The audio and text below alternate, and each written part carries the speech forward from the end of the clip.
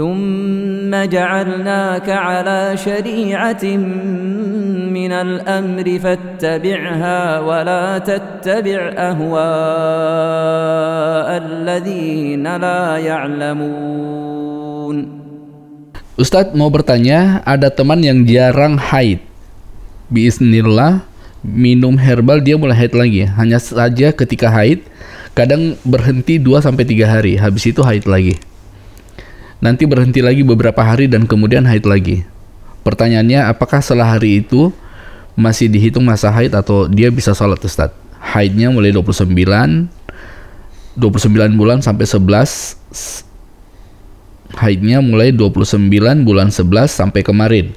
Dengan ketidakteraturan seperti itu, kadang berhenti, setelah itu lanjut haid lagi. Mohon jawabannya, Ustadz. Ya, perempuan itu ada dua kondisi. Kondisi yang pertama, dia punya kebiasaan haid. Kebiasaan itu misalnya tiap bulan, atau tiap 2 bulan, atau tiap 30 hari, tiap 40 hari. Itu kebiasaan namanya. Jadi kalau kebiasaan sudah berlaku 2-3 kali, itu kebiasaan. Kebiasaan yang dipegang.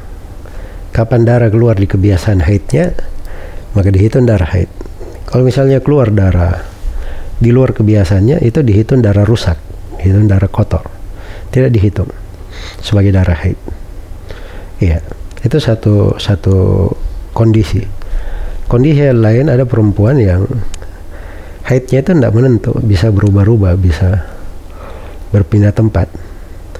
Maka di situ yang dipastikan adalah dia pandai membedakan antara darah haid dan selain darah haid. Itu perlu dia pelajari, mana yang darah haid dan mana yang selain darah haid. Ya, diperhatikan sifat darah haid itu. Darah haid itu kehitaman dari sudut warna, bau agak bau, kemudian dari kekentalan agak kental. Ya, ya, dari kekentalan dia tidak mengental, ya agak tipis gitu. Kemudian yang keempat, darah haid tersebut itu sebab keluarnya, dia tadinya darah menggumpal di rahim, kemudian mencair, dia keluar. Ya, beda dengan selain daripada darah haid. Mungkin dia karena luka di mana akhirnya keluar darah segar, atau darah selain daripada itu. Ya, maka itu diantara cara-cara membedakan. Nah, itu harus diketahui oleh para perempuan, ya. Nah, ini selalu kita bahas di pembahasan fikih itu selalu dibahas terkait dengan bab haid.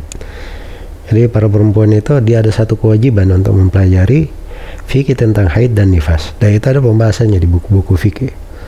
Ya, di kajian saya banyak sekali buku-buku fikih seputar hal itu. Semoga Allah memberi taufik pada semuanya. Baik, jazakallahu khairan Ustaz, barakallahu fikum.